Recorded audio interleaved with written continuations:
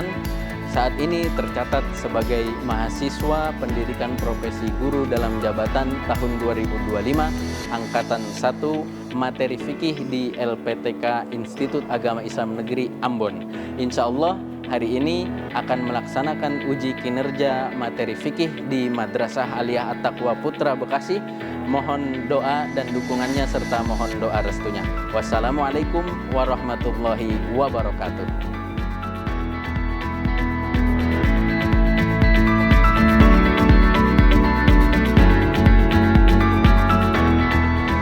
Assalamualaikum warahmatullahi wabarakatuh. Waalaikumsalam warahmatullahi wabarakatuh. Sobahul khair. Sobahul nur. Kaifa halukum ya abnai? Alhamdulillah nahnu bi khair wa afiyah. Baik, alhamdulillah anak-anakku sekalian, pada pagi hari ini kita masih diberikan kesempatan oleh Allah untuk bisa menuntut ilmu di Madrasah Aliyah At-Taqwa Putra Bekasi. Pada pagi hari ini insya Allah Bapak Guru akan menjelaskan materi fikih terkait tentang haji dan umroh. Namun sebelum itu silahkan ketua kelas untuk disiapkan teman-temannya dan dipimpin doa. Silahkan.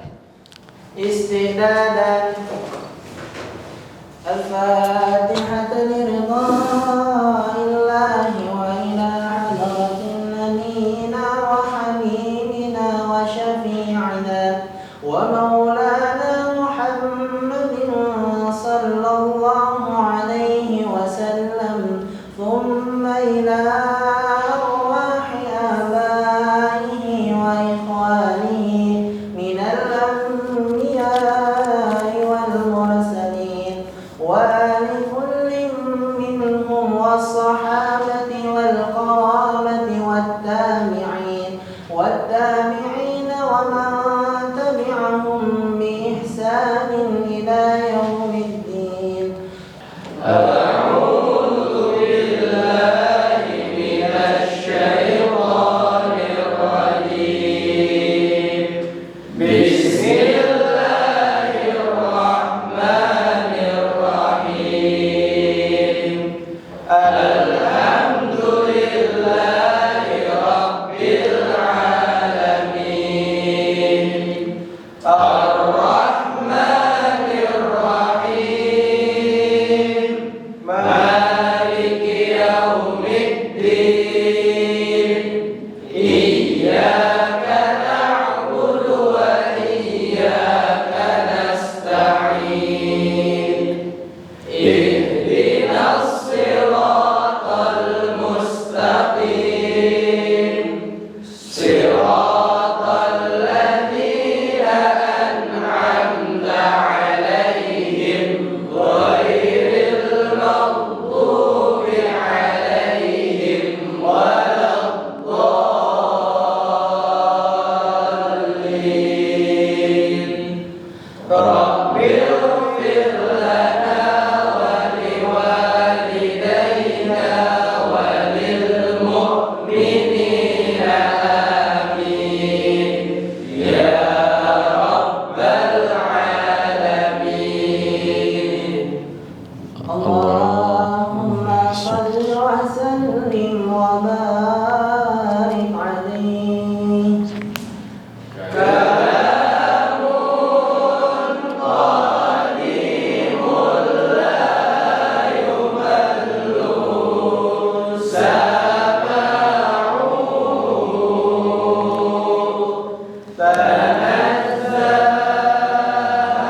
عن قول وفعل ونيات. اللهم صل وسلم وبارك عليه. Baik, setelah doa dan disiapkan, Bapak Guru akan mengabsen terlebih dahulu. Abinaya Zainal Akmal hadir, Aditya, kemudian Alif Sudrajat hadir, kemudian Muhammad Rangga Ramadan, Muhammad Zidan Hafiz An-Naufal, Muhammad Fatih Farhat. Sakit. Kemudian Rio Atullah Fakhri. Muhammad Noval Rafif. Oh, sakit. Yang terakhir Sofi Roja Muyasar. Hadir. Baik, terima kasih anak-anakku. Setelah doa kemudian disiapkan dan sudah Bapak Ifsi daftar hadir dan absennya. Pada pagi hari ini insyaallah kita akan mempelajari materi fikih di bab haji dan umroh. Yang pertama silakan lihat ke layar.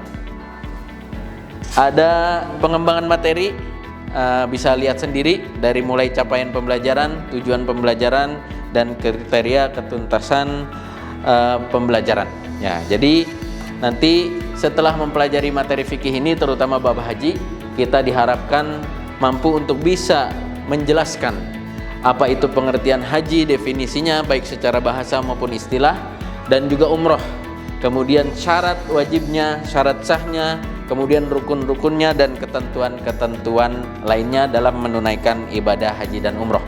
Mudah-mudahan teman-teman sekalian bisa memahami tujuan pembelajaran kita dalam materi fikih ini di bab haji dan umroh.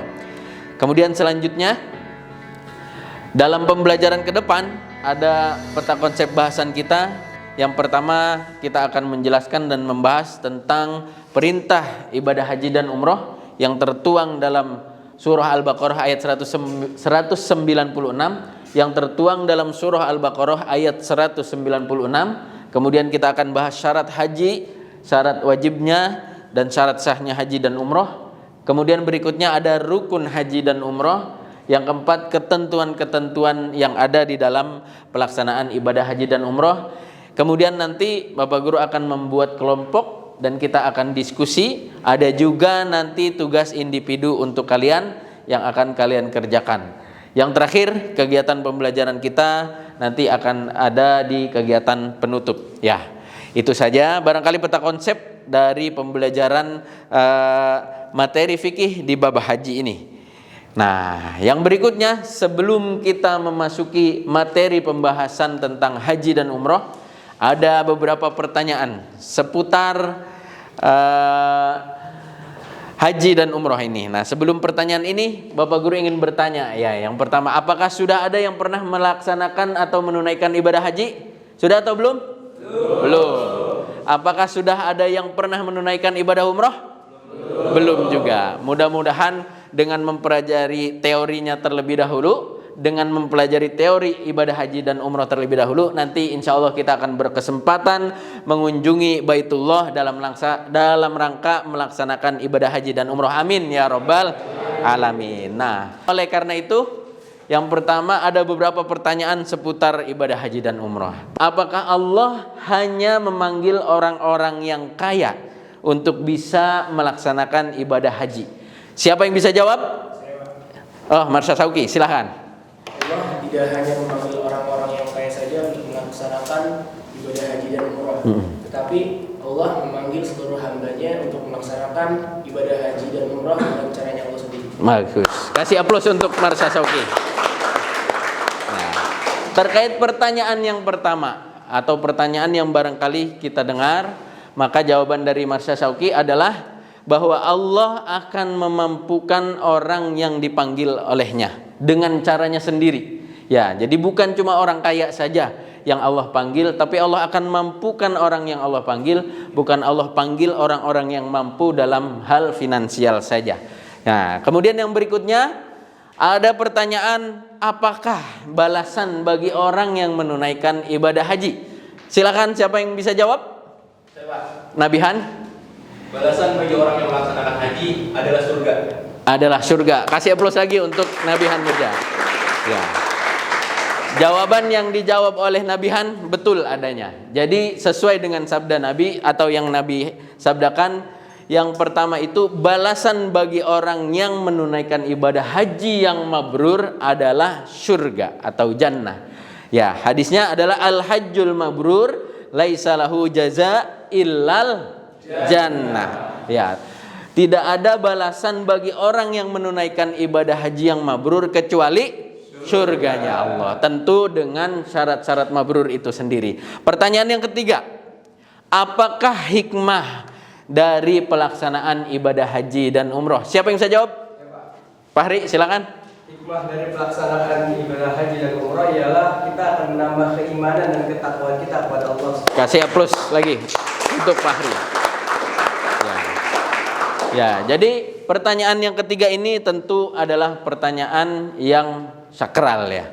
Mengingat ibadah haji adalah salah satu rukun Islam yang keberapa? Rukun Islam yang kelima. Oleh karena itu, setelah menunaikan ibadah haji atau umroh, maka kita yang menunaikan atau yang melaksanakan diharapkan mampu untuk meningkatkan kualitas keimanan kita dan ketakwaan kita kepada Allah Subhanahu wa Ta'ala. Itu 3 pertanyaan pemantik untuk bisa sama-sama kita ketahui apa itu hikmah dari pelaksanaan ibadah haji, apa balasan bagi orang yang menunaikan ibadah haji, dan apakah yang dipanggil oleh Allah hanya orang-orang kaya saja yang dipanggil. Ternyata sudah bisa jawab. Terima kasih atas jawabannya. Lanjut, kita akan memulai materi kita pada pagi hari ini. Silakan dibuka bukunya, nanti sambil dicatat apa poin-poin pentingnya yang Bapak sampaikan. Baik, kita memasuki pemahaman yang bermakna, yaitu tentang definisi haji atau pengertian haji dan umroh. Ya, sebagaimana tadi di peta konsep, Allah telah menurunkan surah Al-Baqarah ayat 196. Ya, ada yang bisa membaca surah Al-Baqarah ayat 196? Saya Pak. Rio, silakan. Bismillahirrahmanirrahim. Wa timmul hajja wal umrata lillah fa in uhsirtum famastaysara minal hadi wa la tahliku ru'usakum hatta yablughal hadyu mahillah faman kana minkum maridan aw bihi adan min ra'sihi fa fidyatun min siyamin aw sadaqatin aw nusuk fa idza فمن تمتع بالعمرة إلى الحج فما استيسر من الهدي فمن لم يجد فصيام 3 أيام في الحج و7 إذا رجعتم تلك 10 كاملة ذلك لمن لم يكن أهله حاضر المسجد الحرام واتقوا الله واعلموا أن الله شديد العقاب. Alhamdulillah, Masya Allah ya suaranya. Jadi perintah Allah Subhanahu wa Ta'ala untuk menunaikan ibadah haji dan umroh tertuang dalam surah Al-Baqarah ayat 196 yang tadi dibacakan oleh Anandario. Wa atimmul hajja wal umrata lillah, dan sempurnakanlah haji dan umroh lillah, karena Allah Subhanahu wa Ta'ala. Jadi di sini juga dijelaskan haji adalah menyengaja atau mengunjungi Baitullah untuk mengerjakan rangkaian ibadah dalam rangka memenuhi perintah Allah yang tertuang tadi dalam surah Al-Baqarah ayat 196. Yang perlu kita garis bawahi adalah untuk mengharap keridhaan dari Allah Subhanahu wa Ta'ala. Dalam satu surah juga dijelaskan atau disebutkan walillahi 'alan nasi hajjul bait man istata'a ilaihi sabila. Ya. Jadi ada 2 kata. Di slide berikutnya, nah kita perhatikan tadi sudah dibacakan ayat Al-Qur'an surah Al-Baqarah ayat 196. Nah, di atasnya itu lagi ada surah Ali Imran ayat 97. Walillahi 'alan nasi hajjul bait man istata'a ilaihi sabila. Jika dipadukan 2 ayat ini terdapat kata-kata lillah. Dalam surah Ali Imran ayat 97, walillahi 'alan nasi terdapat kata lillah di awal ayat. Tapi dalam surah Al-Baqarah ayat 196, wa atimmul hajja wal umrata lillah. Jadi benar-benar perlu kita garis bawahi bahwa pelaksanaan ibadah haji adalah pelaksanaan ibadah yang membutuhkan secara keseluruhan kemampuan kita, kemampuan finansial, kemampuan fisik, kemampuan hati kita untuk lebih mendekatkan diri kepada Allah dan berserah diri kepada Allah. Tentu niat kita juga, karena lillahi taala. Begitu juga dengan umroh. Ya, silakan dilihat. Nah, kita langsung bisa compare. Karena tadi mungkin belum ada yang pernah melaksanakan ibadah haji dan ibadah umroh, maka kita secara teori mempelajari ibadah haji dan umroh secara teori terlebih dahulu. Ya, ada beberapa letak perbedaan antara pelaksanaan ibadah haji dan umroh. Orang yang sudah melaksanakan ibadah haji pasti juga otomatis sudah melaksanakan umroh. Sebaliknya, orang yang sudah melaksanakan ibadah umroh belum tentu bisa melaksanakan ibadah haji. Nah, maka bisa dilihat ini hanya dua saja perbedaannya. Mungkin ada lagi ya nanti. Jadi yang pertama, ibadah haji itu dilaksanakan hanya pada bulan haji sesuai dengan ayat Al-Quran surah Al-Baqarah ayat 197 setelah tadi 196. Al-hajju ashhurum ma'lumat. Haji itu pada bulan-bulan yang telah ditentukan. Jadi haji itu atau pelaksanaan ibadah haji ya di bulan-bulan haji. Nah, sementara perbedaannya dengan umroh bisa dilaksanakan kapan saja, ya, tanpa terikat dengan waktu. Yang kedua, dalam pelaksanaan ibadah haji ada rangkaian-rangkaian ibadah yang dijalankan, ya, yang di umroh itu tidak bisa dilaksanakan. Di antaranya, dalam haji itu nanti ada wukuf di padang Arafah. Kemudian ada melontar jumroh atau melontar jamarot, ya. Yang ketiga adalah mabit, ya. Itu beberapa perbedaan. Sedangkan di pelaksanaan umroh tidak ada pelaksanaan wukuf, tidak ada melontar jumroh, tidak ada mabit, ya. Paham ya sampai di situ?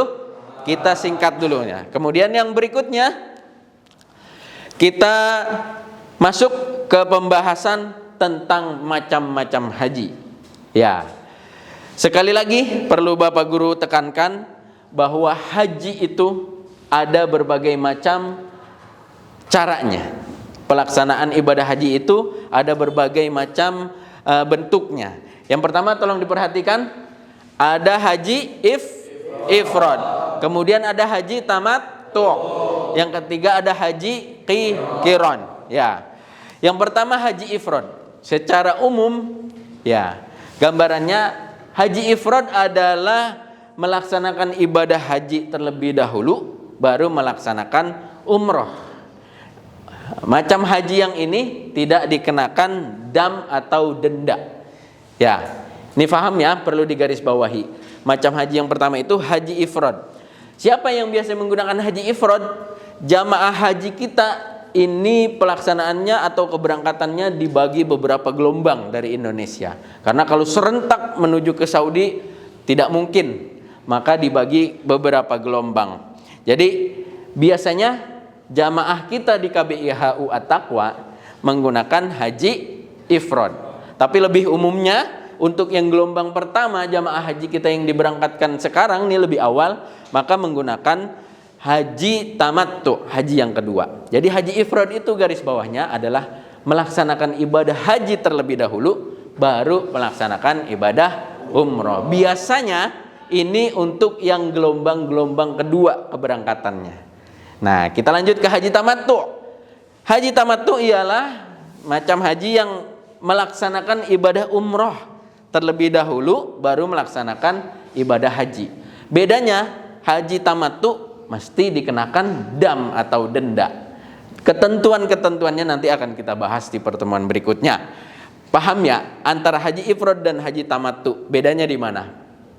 Kalau haji ifrad berarti melaksanakan ibadah haji dahulu baru umrah. Berarti dikenakan tanpa dikenakan dam.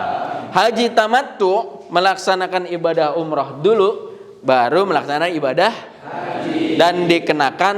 Nah, yang terakhir, model haji yang terakhir adalah haji qiran. Melaksanakan kedua-duanya ini secara bersamaan, niatnya bersamaan dan dikenakan juga dam atau denda. Ya, jadi mahaminnya itu haji ifrad adalah untuk haji yang gelombang kedua.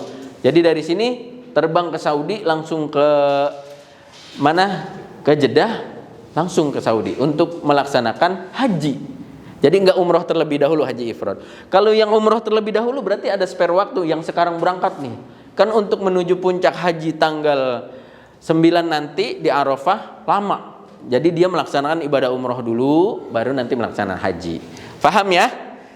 Singkatnya, kemudian yang berikutnya dari 3 macam pelaksanaan ibadah haji ini nanti tolong dipahami, nanti akan kita diskusikan di tugas kelompok. Ini tabel singkat terkait syarat, rukun, dan wajib haji. Silakan diperhatikan.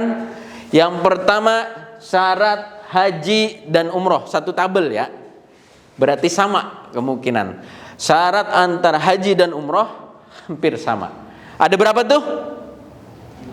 Ada syarat haji dan umroh ada 5. Yang pertama Islam, yang kedua baligh, yang ketiga berakal, yang keempat, yang kelima istita'ah. Ya, istita'ah itu mampu. Ya, yang pertama Islam, syarat wajib haji atau syarat untuk melaksanakan ibadah haji dan umroh adalah Islam. Nggak boleh orang selain Islam menunaikan ibadah haji dan umroh, nggak boleh. Yang kedua baligh, sudah dewasa atau sudah baligh. Yang ketiga berakal sehat. Nggak boleh orang gila menunaikan ibadah haji dan umrah. Yang keempat merdeka. Ya, zaman dulu ada budak ya. Nah, yang terakhir adalah istita'ah, mampu secara finansial, mampu secara fisik, mampu secara keseluruhan. Keluarga yang ditinggalkan pun dianggap istita'ah, mampu. Baru setelah memenuhi syarat-syarat ini, barulah boleh untuk menunaikan dan melaksanakan ibadah haji dan umrah. Baik, silakan lihat ke tabel berikutnya. Kita akan bahas tabel rukun haji dan umroh. Ya, di sini ada tabel untuk rukun haji, di sebelahnya ada tabel untuk rukun umroh. Yang pertama, rukun haji secara umum ada berapa? 5 apa 6? 5 apa 6? 6. Rukun haji ada 6. Yang pertama adalah ihram atau niat. Rukun umroh ada 5. Ada 5 ya. Jadi nanti ada beberapa yang tidak ada. Jadi yang pertama ini rukun haji ihram atau niat, di umroh pun ada ya. Yang kedua di haji ada wukuf, di umroh nggak ada. Yang ketiga di haji ada tawaf, di umroh pun ada tawaf. Yang keempat di haji ada sa'i, di umroh pun ada sa'i. Yang kelima tahallul, di haji ada tahallul, yang di umroh pun ada tahallul. Yang terakhir rukun dari kedua-duanya adalah tertib. Tertib artinya sesuai dengan urutan, nggak boleh random, nggak boleh ngacak-ngacak pelaksanaannya. Jadi setelah niat ya wukuf, berarti wukuf di Arafah. Kemudian setelah wukuf baru tawaf ifadah bagi haji. Kemudian setelah tawaf muter Ka'bah baru sa'i. Setelah sa'i baru tahallul. Nah, itu tertib semuanya ya, nggak boleh loncat-loncat. Nah, itu singkat. Nanti kita akan bahas lagi di pertemuan berikutnya tentang ihram niat, ketentuan ihram niat dan ketentuan-ketentuannya, tentang wukuf itu bagaimana, dan seterusnya, tentang tawaf itu ada berapa. Kita akan bahas di pertemuan berikutnya ya. Yang berikutnya silakan lihat di tabel tentang syarat wajib haji dan umroh ya. Ini kalau rukun haji dan umroh semua harus dikerjakan. Kalau 6 ini tidak dikerjakan, maka hajinya tidak sah atau batal. Beda dengan wajib haji dan umroh. Kalau wajib haji dan umroh ada salah satu dari itu yang tidak dikerjakan, maka hajinya tetap sah tapi membayar dam atau denda. Silahkan dilihat di tabel yang terakhir. Itu ada wajib haji dan umroh. Di wajib haji itu ada 1, 2, 3, 4, 5 dan 6. Kurang lebih ada 6. Nanti ada khilafah, ada perbedaan ulama terkait wajib haji dan umroh. 1 itu ihram, niat dari miqat. Ya. Di umroh pun sama, ada ihram dan niat dari miqat. Kemudian di wajib haji itu ada mabit di Muzdalifah, di umroh tidak ada. Di haji ada mabit di Mina, di umroh tidak ada. Di haji ada melontar jamarat, di umroh tidak ada. Di haji ada tawaf wada, ada yang menuliskan tawaf wada ini bagian dari wajib haji, di umroh tidak ada. Yang terakhir adalah di wajib haji itu kita selama menunaikan ibadah haji atau umroh itu tidak boleh berbuat atau melakukan semua yang diharamkan ketika berihram. Ya, paham ya? Jadi dari tabel singkat ini gambaran perbedaan antara haji dan umroh, teman-teman bisa pahami. Sampai situ ada pertanyaan? Nggak ada ya? Jelas semuanya ya dari tabel-tabel syarat, rukun, dan wajib-wajib haji. Nah, yang terakhir sebelum kita ke kesimpulan, nanti ada Bapak Guru akan membentuk kelompok, tapi sebelum itu ini ada muharramat haji. Ya, ini hal-hal yang dilarang. Hal-hal yang dilarang selama kita memakai pakaian ihram atau sudah niat untuk melakukan haji. Teman-teman bisa baca, ini lebih ke haji ya, bukan umroh. Nah, kemudian di tabel berikutnya itu juga ada pengertian dam yang tadi sudah kita sebut. Jika kita melakukan macam haji tamattu, kemudian haji qiron, maka dikenakan dam. Apa itu dam? Ini dijelaskan. Dam itu dari segi bahasa adalah darah. Ya. Kemudian menurut istilah, dam itu ialah mengalirkan darah atau menyembelih ternak, baik itu kambing, unta, sapi di tanah haram untuk memenuhi ketentuan manasik haji. Tadi tuh kalau kita melanggar ini yang dilarang, kalau di antara ini yang dilarang terus kita melakukannya, maka kita akan terkena dam. Ya, banyak ketentuan-ketentuan dari dam tersebut.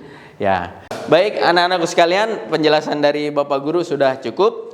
Bapak Guru akan membagi kalian kepada 3 kelompok.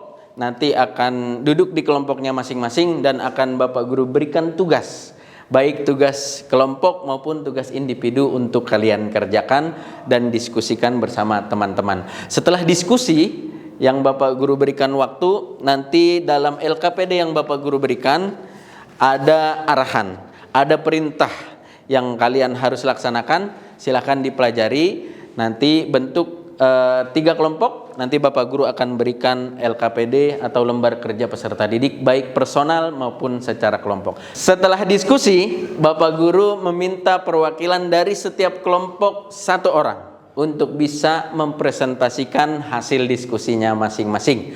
Paham ya? Paham? Silahkan duduk di kelompoknya masing-masing. 1 kelompok terdiri dari 7 orang. Ini kelompok 1, kelompok 2, dan kelompok 3. Silakan diatur kelompoknya, nggak apa-apa. Ayo.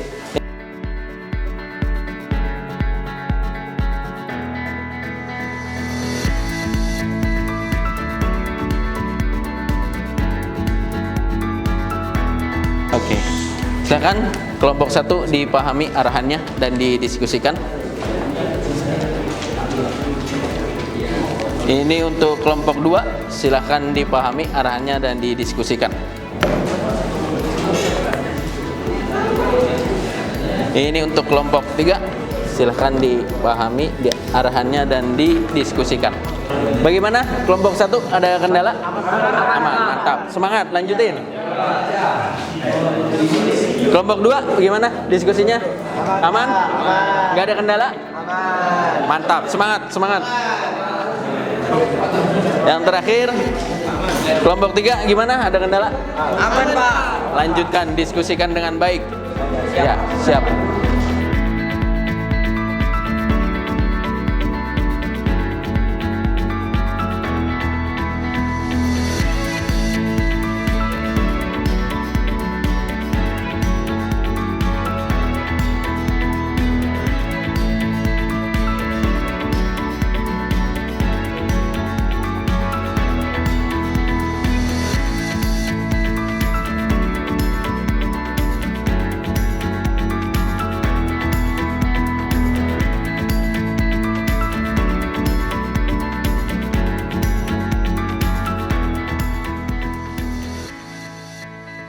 Baik, dari kelompok 3 silakan 1 orang perwakilan untuk mempresentasikan hasil diskusinya. Silakan.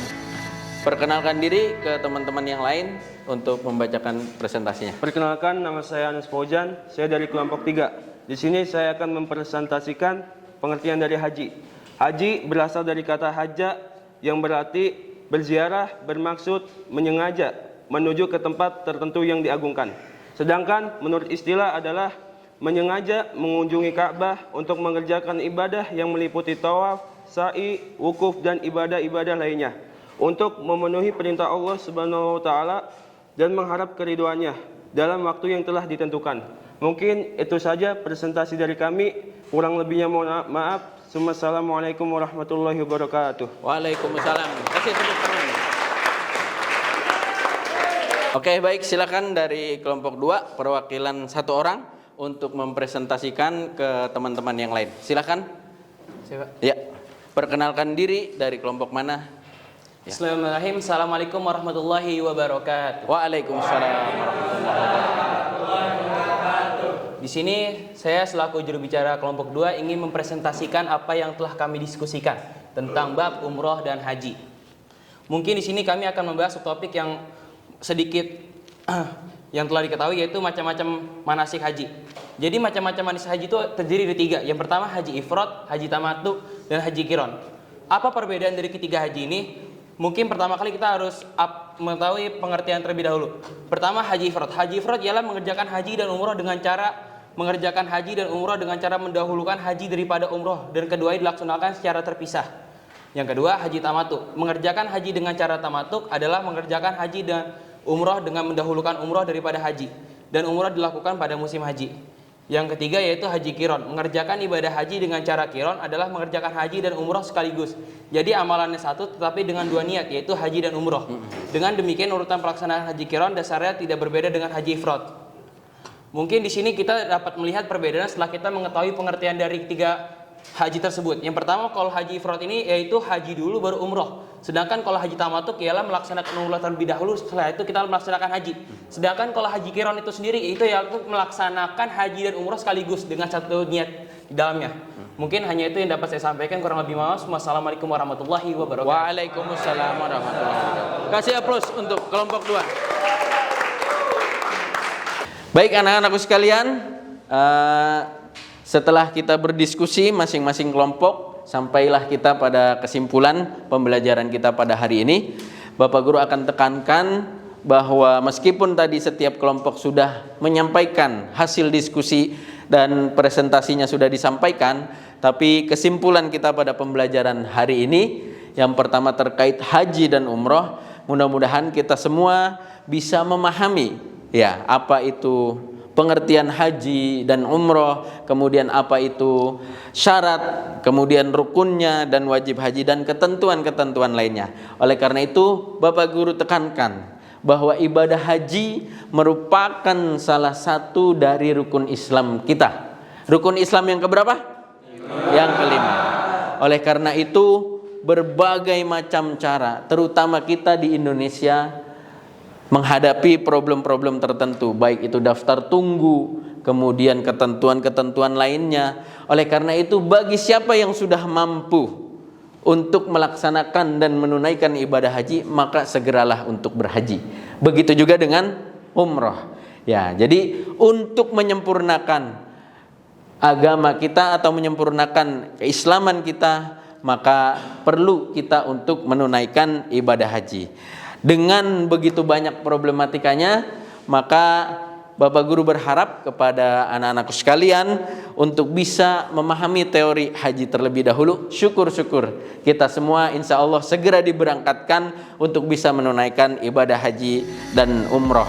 Oleh karena itu, ibadah haji adalah ibadah yang memerlukan kekuatan fisik, memerlukan kekuatan finansial, karena perjalanan jauh dan rangkaian-rangkaiannya pun banyak. Maka dari itu kesiapan-kesiapan dari diri kita agar kita siapkan dari sekarang. Ya, sekali lagi Bapak Guru tekankan bahwa ibadah haji merupakan ibadah yang sangat penting bagi kita, terlebih kita yang berada di Indonesia. Harus nunggu puluhan tahun untuk bisa menunaikan ibadah haji. Oleh karena itu, bagi yang sudah punya kesempatan dan kemampuan untuk bisa menunaikannya, mari kita tunaikan ibadah haji semata-mata untuk mencari keridhaan Allah Subhanahu wa ta'ala. Baik, anak-anakku sekalian, sampailah kita di penghujung pembelajaran. Bapak Guru ingatkan kembali, sebagaimana yang tadi di awal Bapak Guru sampaikan, ada tugas kelompok yang telah kita laksanakan tadi diskusi, ada juga tugas mandiri untuk kalian. Bapak Guru ingatkan, yang sudah Bapak Guru bagikan tolong dikerjakan dan dikumpulkan besok di pertemuan selanjutnya.